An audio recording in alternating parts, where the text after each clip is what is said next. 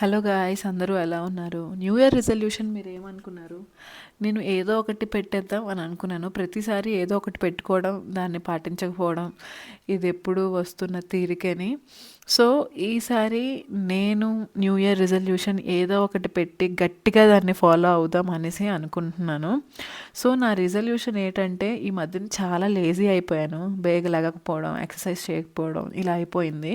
So first resolution ఏమొచ్చి లేజీగా ఉండకూడదు అనేసి. సో దానికోసం ప్రిపేర్ అవ్వాలి అని అనుకున్నాను.